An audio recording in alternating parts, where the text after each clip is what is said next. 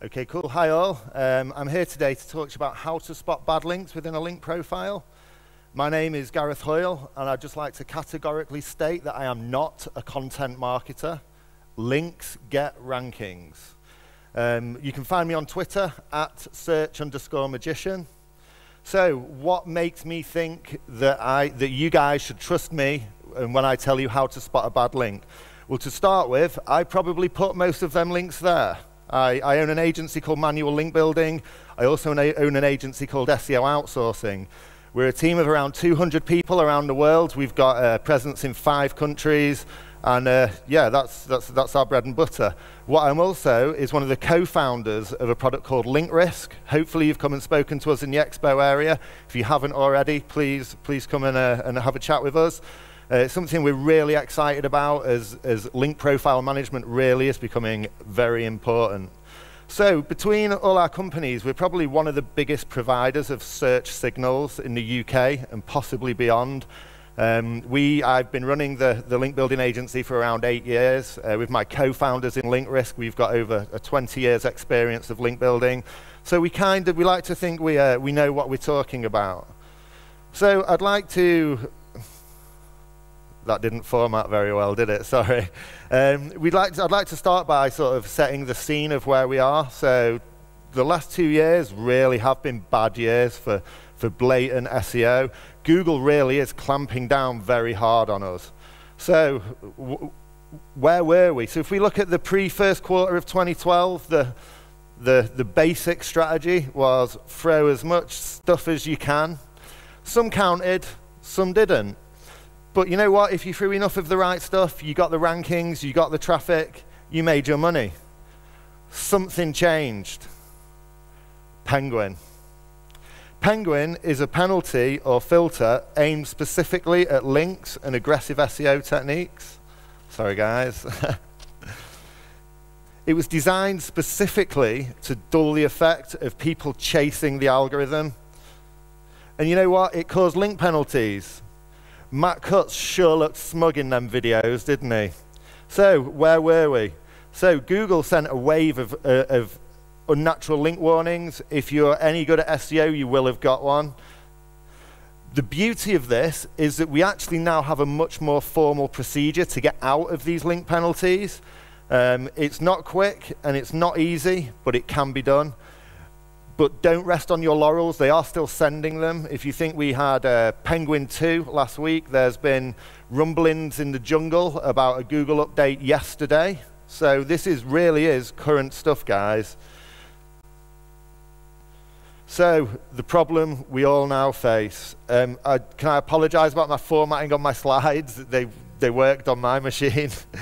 So Google, in my opinion, has declared war on SEO.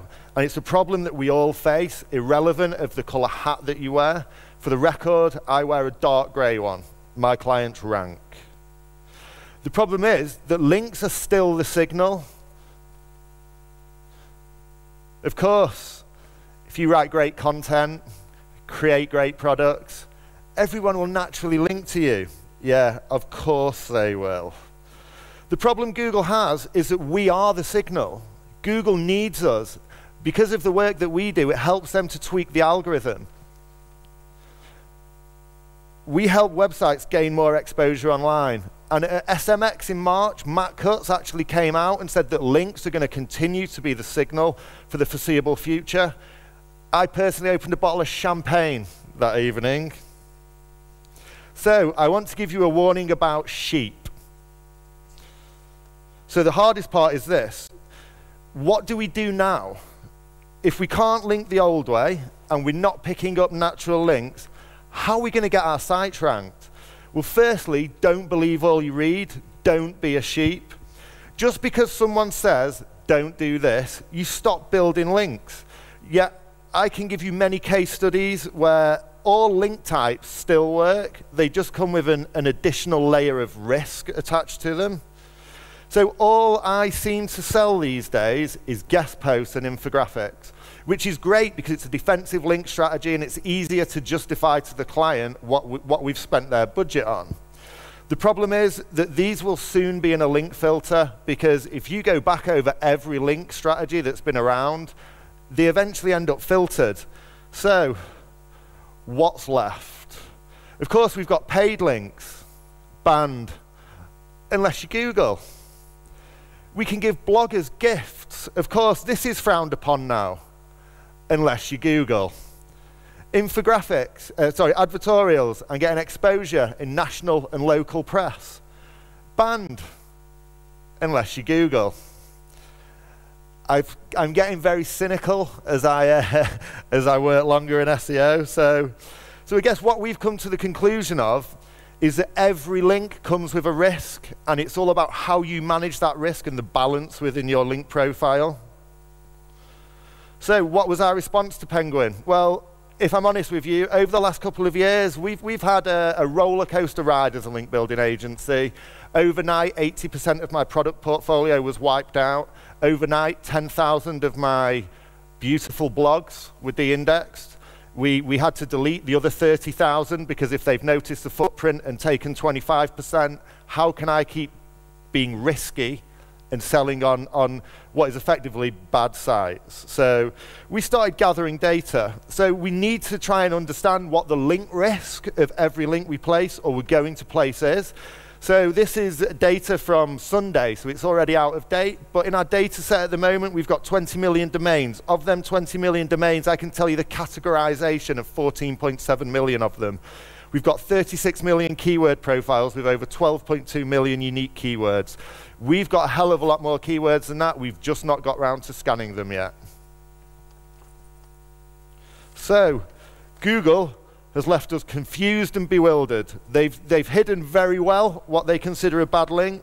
But remember, to rank, you have to build links. But you have to manage the risk far more carefully.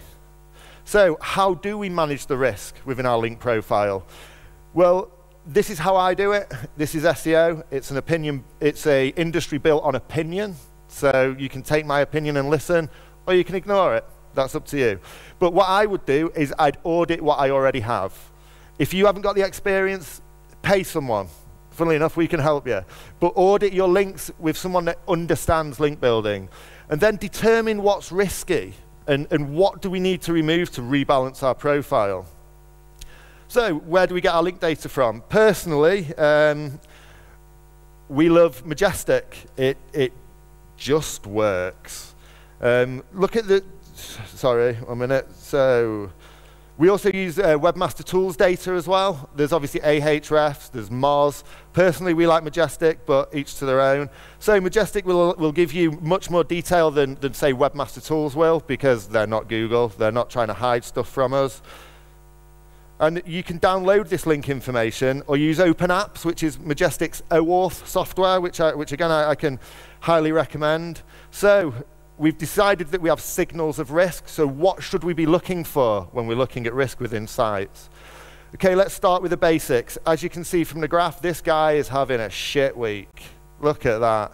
So what I'm looking at initially is what percentage of his anchor text is on commercial anchor, what percentage are site-wide links. Again, site-wide, you do need to have a quick look at if it's a branded link or if it's an image, it's maybe not as bad. But if you've got a sidebar link that says payday loans, I'd say that was quite bad. I'd also have a look at the percentage of suspect CCTLD. So if I'm trying to rank a site in Google Poland and my domain extension is .pl, why would I have 100,000 .info domains linking to me? Just something to think about. So what makes a link problematic? I'm looking at the link metrics. So if the link metrics are poor, so if we take Majestic, Moz, and PR, so if it's a PR 0 or grey bar, that's a bad sign. If the citation flow is 50 and the trust flow is 7, that's a bad sign. The wrong CCTLD, so like I said before, if all you've got coming into your site is .info domains, not really what you want to be. The other thing to look at is, what is the reason for that site existing? Does anyone love that site? Because I only really want links these days from sites where the site owner loves the site. Otherwise, you're basically setting yourself up for the next filter. The downside to all this is that we need to look at every link, or at least every suspect one. So this is where link risk comes in, and I'm not stood up here to pitch your link risk, but we really do believe in the data. The tool scans your links and helps to classify them based on an algorithm that we've written in conjunction with one of our co-founders, who's a maths PhD, and our dev team. So anchor text is one area that I'm looking for at link risk. I've picked 3 quite extreme examples here. So if we start on the right and we're looking at payday loans, so you're telling me that 54.95% of your link profile having one anchor text of payday loans is natural? No, it isn't. The middle one is a bed client of mine that we've been doing some cleanup work for. But again, they push too hard. 22% of their link profile is the search term duvets. That's not right. And then my good friend, Mr. Cuts, we used as our natural link profile. That is what I would expect to see. Variations of anchor text, the biggest percentage being on brand. And hopefully my sites are like that now. I've not checked for a while. No one check now, please. So we tried to find a site that we thought won't have had any SEO done on it. So we chose the Vatican. I'm sure the Vatican have employed a lot of PR agencies, but we kind of thought maybe they haven't employed many SEO agencies. So we thought this was a fair example of a site for us to talk about. And as you can see there, they've got a massive spread of anchor text. The largest anchor is Vaticano, the Italian for Vatican, at 7%. But even there, they're showing 78% neutral link. So a neutral link, to me, it doesn't count. It's not going to give you any benefit, but it's not going to harm you. An example could be a no-followed link. So, but even there, in the Vatican, where we consider them to be not actively SEOing the site, we found that 19% of their links were suspect. Now again, you do need to dig a little bit deeper into the data. You'll probably find that these are mainly site-wide. So we're not saying they're bad, we're not saying they're good, we're saying have a look and see what you think. So what do we do if we get caught? So to me, there are 3 main risks. There's penguin, which leads to link devaluation or link warnings. 2 very different problems, and hopefully I can differentiate the 2 for you now. So if links have been devalued, you've suffered an algorithmic penalty. If you got an unnatural links warning, then you're under a manual penalty. If it's an algo-based penalty, you've got to rebalance the link profile and wait for the next algo update to see if you've been successful. So you would not believe how many links I've built in the last 12 months with the anchor text, click here, source, citation, site. Not my money, it's yours. I'm not going to complain. And of course, we need to rebuild. You can't just stop building, but just please be a little bit more cautious with it. Everybody's SEO is their best friend until a problem comes along, and then it's all your fault. So please act with caution these days. Okay, so you've had a manual penalty. This is the closest image I could find to Matt Cutts pressing a button. I imagine that's what he does. Maybe he does, maybe he doesn't. So if you've had a link warning, you're under a manual penalty. So someone at Google has manually intervened and put a flag against your site. So this is both good and bad. It's good because at least we know what the problem is, and we've got an answer to try and get you out of that problem. It's bad because it's not going to be quick and easy to get out of it. We've done more reconsideration requests than most agencies, let's say. And we found that the average time to clear a penalty is 4 to 6 months, and we've been doing on average 6 to 7 reconsideration request emails to get us out of the penalty. Obviously, we're not just boilerplating this. We have changed the email, changed the text, changed the approach, but it really isn't quick and easy to get out of it. So obviously, we then need to try and remove some of the links that were causing us issues. Google has stated that you need to manually contact each site owner and document this. Document it on my personal approach to removals is we set up a webmail account at your domain. We send the removal emails via this, and we give Google access to the webmail account. We also create a Google Doc, and I can see Phantom Master shuddering at me as I say Google Doc, of the links that we've contacted, and we've put the date we've contacted them. We will contact them 3 times, and we will disavow the link. When you're disavowing the link, make sure you annotate it properly. Don't boilerplate the annotation because they'll just refuse it. Make sure it's a .txt file. Make sure it's UTF-8. We've spoken to the Google anti-spam police, as we call them, and people have been uploading JPEGs. People have been uploading PDFs. Bloody hell, guys, they tell you what to do. This is Google. They tell us nothing. They're telling us what to do, and people are still getting it wrong. So that's merely my experience. So document everything. But of course, for every link you remove, you have to consider what you might have to add and how. So you're under a manual penalty, your rankings have gone. We remove the links. We get you out of the manual penalty. You're not going to rank again because we've removed the links. So you're going to have to rebuild. But again, with caution, please. But wait, that's not it. Re-inclusion requests. Beg, beg, beg. What else can we do? So the thing for me is know when you're beaten. If you've got a site with 200,000 spammy backlinks and the site is making you 20,000 euros a year, it's going to cost you that to get out of the problem. So what else do we have? 301s, everyone's favorite friend. Of course, they don't work as well as they did.